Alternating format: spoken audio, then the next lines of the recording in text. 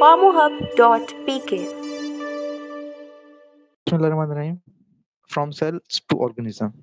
अच्छा, आज का जो हमारा लेसन का ऑब्जेक्टिव है ना, वो ये है कि आपको सेल की, टिश्यू की, ऑर्गन की और ऑर्गन सिस्टम की डेफिनेशंस पता हो, एग्जांपल पता हो, इनका फर्क जो है ना वो पता हो। जिसके आगे डीके लिखा है इसका मतलब है डेफिनेशंस। अच्छा जी, सेल का आपको हर बच्चे को पता है कि what is cell. It is a basic unit of structure and function in organism. हमारी पूरी बॉडी, ना सिर्फ हमारी बल्कि एनिमल्स की, प्लांट्स की, ये सब जो है ना, इस सब का जो बेसिक एक यूनिट है वो हमारे पास सेल है। सेल होगा तो ही कुछ और होगा। सेल से फिर आगे टिश्यूज बनेंगे, ऑर्गन बनेगा, ऑर्गन सिस्टम बनेगा, वो आगे हम देखते हैं। Some organisms like bacteria and protists are unicellular, made entirely of one cell. आपको पता है अच्छी तरह के कुछ यूनिसेलुलर ऑर्गेनिजम्स होते हैं जिनमें एक सेल होता है, कुछ मल्टी सेलुलर होते हैं, ठीक है, जिनमें ज्यादा सेल्स होते हैं। उसके अलावा ये सारी वही एफएससी वाली बातें हैं। फंजाई, प्लांट्स, एनिमल्स जो हैं ये मल्टी सेलुलर हैं। हम भी एनिमल्स की कैटेगरी में आते हैं।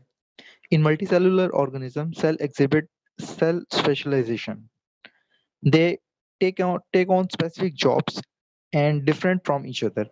आपको पता है जो एक सेल है उसके अंदर डिफरेंट ऑर्गेनेलीज हैं। ऑर्गेनेली, हर ऑर्गेनेली अपना डिफरेंट काम करती है, जिसको हमने एफएससी में पढ़ा था कि इसको कहते हैं division of labour among sales.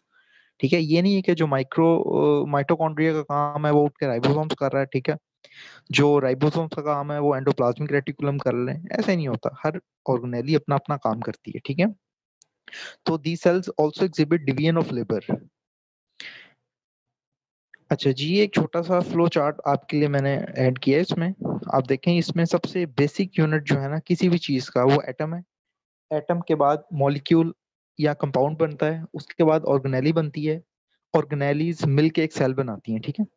जब सेल्स मिलते हैं, एक से ज्यादा सेल, तो उसको हम कहते हैं टिश्यू। जब टिश्यू एक से ज्यादा मिलते हैं उसे हम कहते हैं ऑर्गन। फिर बनता है organ system, then organism. Clear है? ये है जी लेवल्स ऑफ ऑर्गेनाइजेशन। आपको पता है टिश्यू क्या होता है, आपने पढ़ा हुआ है। जस्ट फॉर रिकॉलिंग हम इसको एक दफा रीड आउट कर लेते हैं।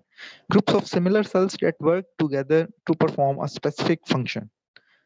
टिश्यूज के जो है ना हमारी बॉडी के अंदर चार मेन टाइप के टिश्यूज होते हैं।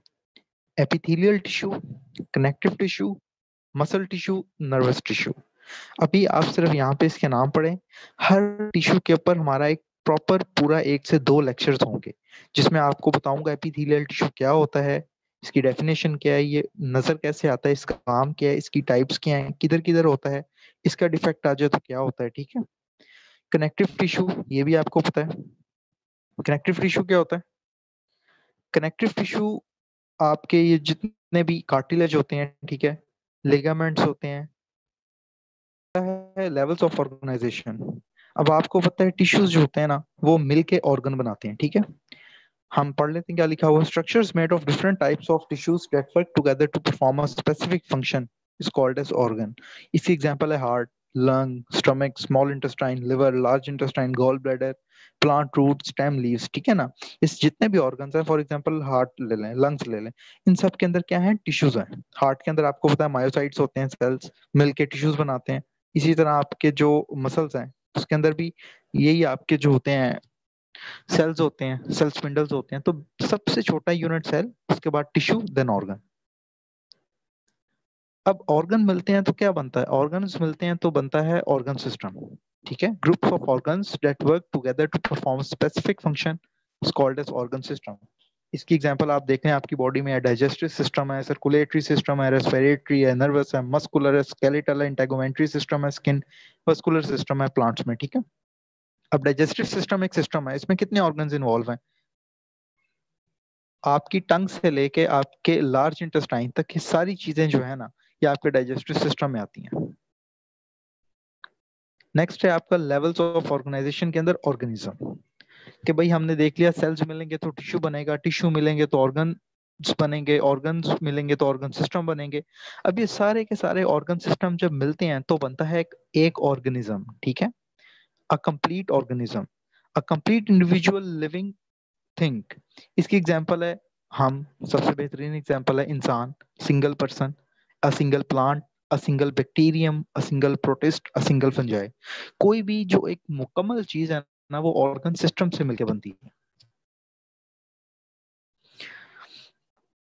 ये देख लीजिए, cells, tissues, organ, organ system, organism.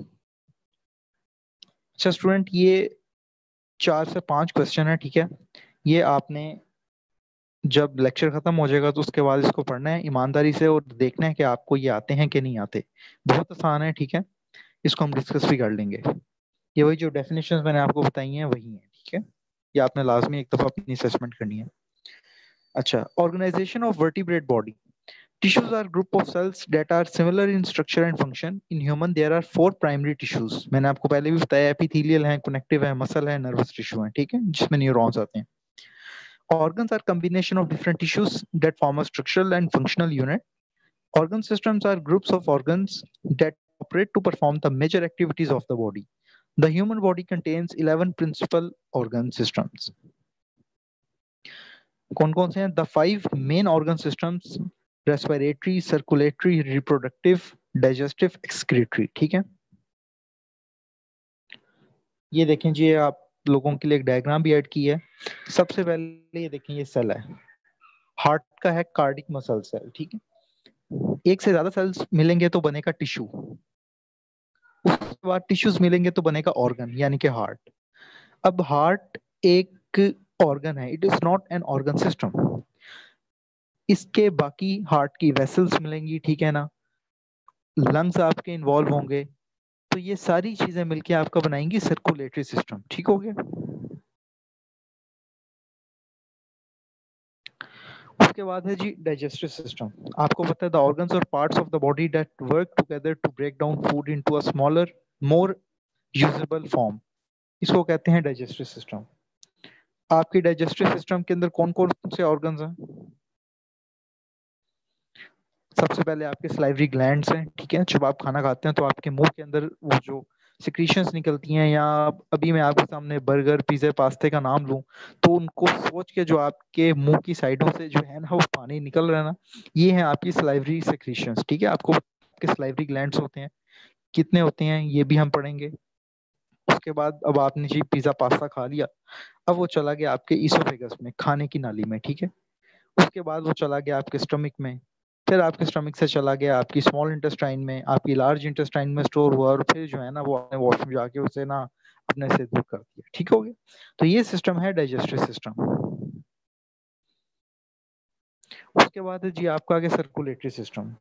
अब देखें सर्कुलेटरी सिस्टम, अभी मैंने आपको पहले बताया, उसमें आपकी हार्ट्स हैं, हार्ट है, आपकी आर्टरीज हैं, आपकी वेन्स हैं, ठीक है। The system that carries oxygen and nutrients to all cells in the body and takes waste away from the cell. It consists of the heart, blood vessels and blood. ठीक हो गया।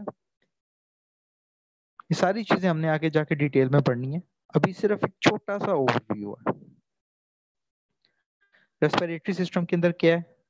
आपके nostrils हैं, ठीक है, आपका ट्रेकिया है, आपका लंग्स है, आपके लंग्स हैं, ठीक है। तो ऐसा system which involve the inhalation of and diffusion of oxygen into the bloodstream and the removal of carbon dioxide from the body via exhalation. जब आप इनहेल करते हैं तो आप ऑक्सीजन अपने अंदर लेके जाते हैं, वो ऑक्सीजन आपके लंग्स में जाके आपके ब्लड के अंदर ट्रांसफर हो जाती है, और वो जो आपके ब्लड के अंदर से कार्बन डाइऑक्साइड है वो हम लेते हैं और वापस एक्सहेल कर देते हैं। इतना तो आप सबको पता है, एफएससी में सारी बेसिक चीजें पढ़ के आए हैं, ठीक है। ये है जी आपका एक्सक्रीटरी सिस्टम। आपको पता है जो चीज आपके ब्लड में चली गई है उसने आपके ब्लड से फिल्टर होके आपकी बॉडी से एक्सक्रीट आउट होना है। एक्सक्रीशन की बहुत सी फॉर्म्स हैं, ठीक है। उसमें यूरिन है, उसमें फीसिस आता है, उसमें आपकी स्वेटिंग आती है, ठीक है, उसमें आपका सीबम आता है।